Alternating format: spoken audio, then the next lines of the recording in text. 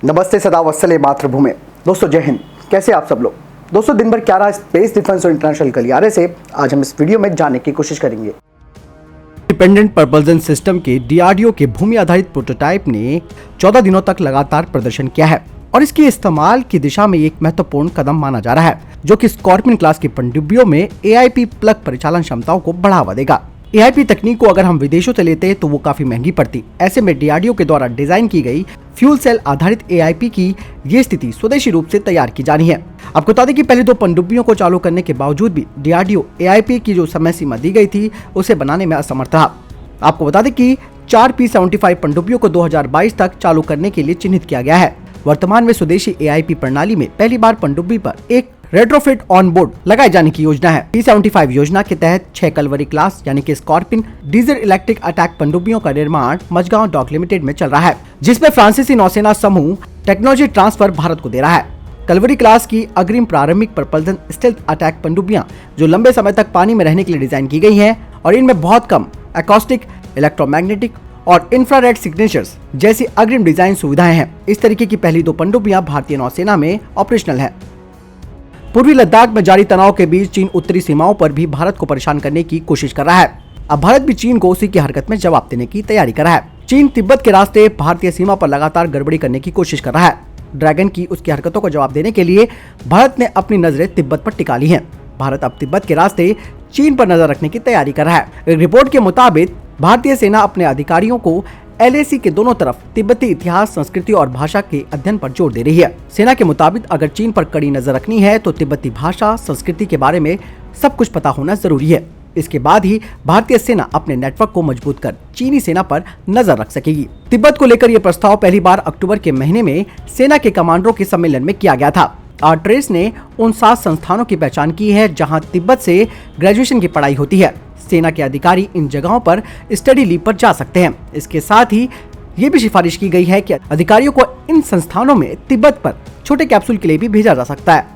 सेना के अधिकारियों के अध्ययन के लिए जिन संस्थानों की पहचान की गई है उनमें दिल्ली यूनिवर्सिटी का बौद्ध अध्ययन विभाग, वाराणसी का केंद्र उच्चतर तिब्बती अध्ययन संस्थान, बिहार का नव नालंदा महाविहार, पश्चिम बंगाल का विश्व भारती, बेंगलुरु का Dalai Lama institute for higher education, Gangtok का नामागेल इंस्टीट्यूट ऑफ तिब्बतोलॉजी और अरुणाचल प्रदेश के दाऊ का central institute of Himalayan culture studies शामिल है। यानी कि भारतीय सेना के एक बहुत बढ़िया प्रस्ताव कि अब तिब्बती भाषा को सीखेंगे हमारे सैनिक और चीन को उसी की भाषा में अब जवाब दिया जाएगा।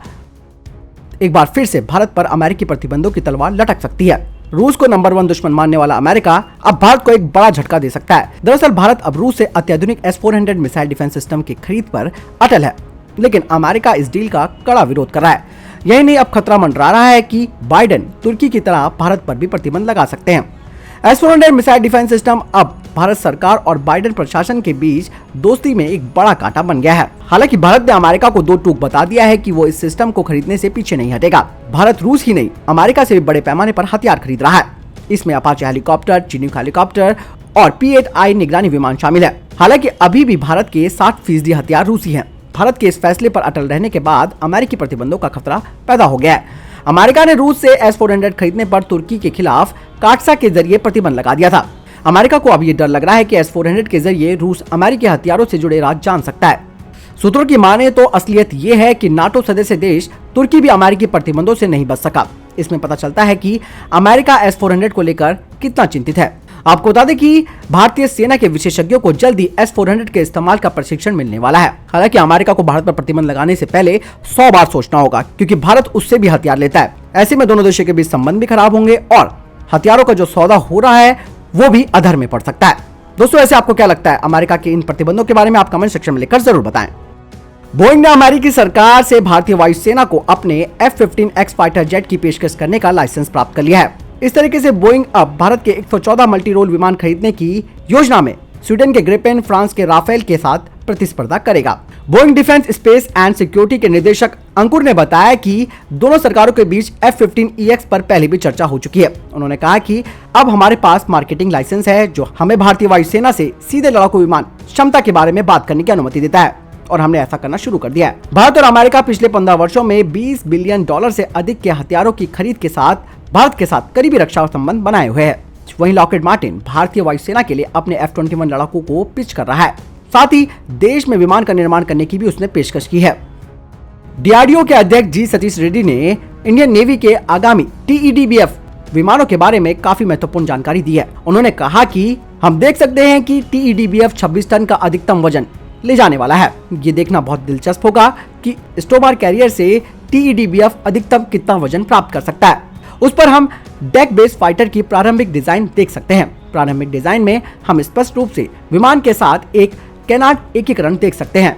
ये वार्ड एयरक्राफ्ट कैरियर से लॉन्च करते समय विमान के लिए अधिक लिफ्ट बनाने में मदद करेंगे। डिजाइन में हम ये भी नोटिस कर सकते हैं कि ADA विमान के फ्रंटल फ्यूजलेज में स्टील क्षमताओं को शामिल करने की कोशिश कर रहा है। इसका मतलब है कि विमान के सामने से बहुत कम रडार क्रॉस सेक्शन होने वाला है। हालांकि विमान की स्टील्थ विशेषताओं को बढ़ाने के लिए आमतौर पर डिजाइन बॉडी का इस्तेमाल कैनार्ड से बचने के लिए किया जाता था। TEDBF एक डेल्टा विंग एयरक्राफ्ट होने जा रहा है, लेकिन ये विंग्स फोल्डेबल भी हो सकते हैं ताकि भारतीय विमानवाहक पोत के हैंगर और लिफ्ट में फिट हो सके। जी सतीश रेड्डी के अनुसार ट्विन इंजन डेक आधारित लड़ाकू यानी कि TEDBF 2026 तक अपनी पहली उड़ान करेगा और इस गणना से लड़ाकू विमान भारतीय नौसेना में प्रवेश कर सकता है और ये 2029 से 30 के आसपास होगा। DRDO navy career based fighter MiG-29K को बदलने के लिए twin engine deck based fighter पर काम कर रहा है।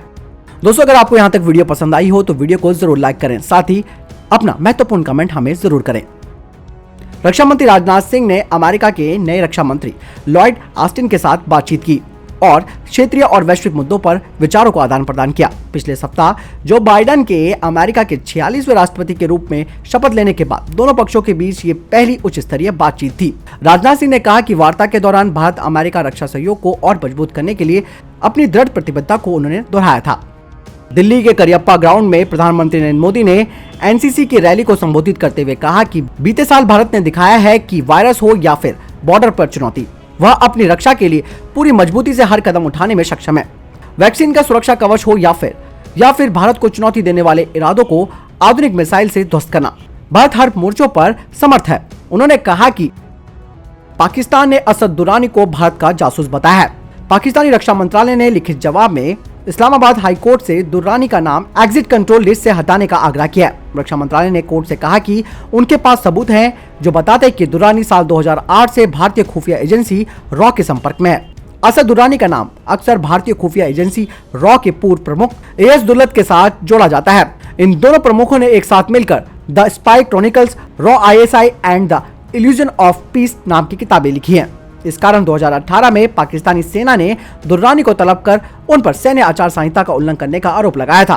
दरअसल असद दुर्रानी ने इस्लामाबाद हाई कोर्ट में अपील कर कहा था कि सरकार उनका नाम गलत तरीके से ले रही है। आपको बता दें कि दुर्रानी ने जो किताब लिखी थी, उस किताब से पाकिस्तानी सेना की बहुत बड़ी बेइज्जती हुई थी। साथ ही उन्होंने अपनी किताब में लिखा था कि ओसामा के नेवी सील वाले ऑपरेशन को लेकर पाकिस्तान और अमेरिका के बीच गुप्त डील हुई थी। भारत फोर्स लिमिटेड की सहायक company Kalyani centre for technology and innovation यानी कि KCTI ने 120 और 160 गैस टरबाइन इंजन को प्रदर्शित किया, जो पहली बार पुणे में एक निजी रक्षा क्षेत्र के द्वारा बनाया गया है, जिसका इस्तेमाल खास करके मानव रहित हवाई वाहन, टारगेट ड्रोन्स और ग्लाइडर में इस्तेमाल किया जा सकता है। दोनों 120 kgf और 160 kgf के गैस टरबाइन इंजन का परीक्षण KCTI सुविधाओं में किया गया है और दोनों ने अपने तकनीकी बेंचमार्क भी हासिल कर लिए और DRDO और रणनीतिक परियोजनाओं में उपयोग के लिए ग्राहकों को निर्यात इसे किया जाएगा। रोल्स रॉयस इंडिया और दक्षिण एशिया के अध्यक्ष किशोर जयरामन ने कहा कि रोल्स रॉयस भारत के रक्षा बलों की मिशन तत्परता को मजबूत करने में अपनी भागीदारी निभा रहा है और 8 दशकों से अधिक की हमारी साझा विरासत पर हमें गर्व है। एरो इंडिया 2021 रोल्स रॉयस के लिए एक महत्वपूर्ण मंच होगा, जो भारत के आत्मनिर्भर भारत के समर्थन को और आगे बढ़ाएगा और साथ ही सह निर्माण और सह विकास के अवसरों का पता लगाने में महत्वपूर्ण मंच होगा। साथ ही उन्होंने कहा कि हमने भारतीय नौसेना के लिए अपने MT-30 गैस टरबाइन एकीकृत शक्ति और इंडियन नेवी के मॉडर्नाइजेशन प्रोग्राम में महत्वपूर्ण पावर एंड प्रपोल्जन सॉल्यूशन होगा, उसे हमने भारतीय नौसेना के सामने पेश किया है। हमारा मानना है कि भविष्य में सार्थक तकनीकों के साथ मेक इन इंडिया के तहत इन्हें बनाया जाएगा। लेफ्टिनेंट जनरल SK सैनी के बाद आर्मी स्टाफ का अगला वाइस चीफ कौन होगा, इस बात का ऐलान हो चुका है। जानकारी के मुताबिक लेफ्टिनेंट जनरल CP मोहंती इस पद को संभालेंगे। 1 फरवरी से lieutenant general CP Mohanty army staff के वाइस चीफ होंगे। फिलहाल मोहंती साउथर्न आर्मी कमांडर हैं। लेफ्टिनेंट जनरल CP मोहंती सेना के 42वें उप प्रमुख होंगे। लेफ्टिनेंट जनरल मोहंती को पाकिस्तान और चीन के साथ सीमाओं और असम में सक्रिय आतंकवाद रोधी अभियानों का अनुभव है। उन्होंने कांगो में एक बहुराष्ट्रीय संयुक्त राष्ट्र ब्रिगेड का नेतृत्व भी किया है। तो दोस्तों ये थे अभी तक के टॉप डिफेंस और स्पेस अपडेट्स। वीडियो के संबंध में कोई प्रश्न जवाब या आपका कोई सवाल है, आप कमेंट सेक्शन में लिखकर जरूर पूछ सकते हैं। बहरहाल इस वीडियो के लिए इतना ही, मिलता हूं नए वीडियो के साथ, तब तक के लिए जय हिंद, जय भारत।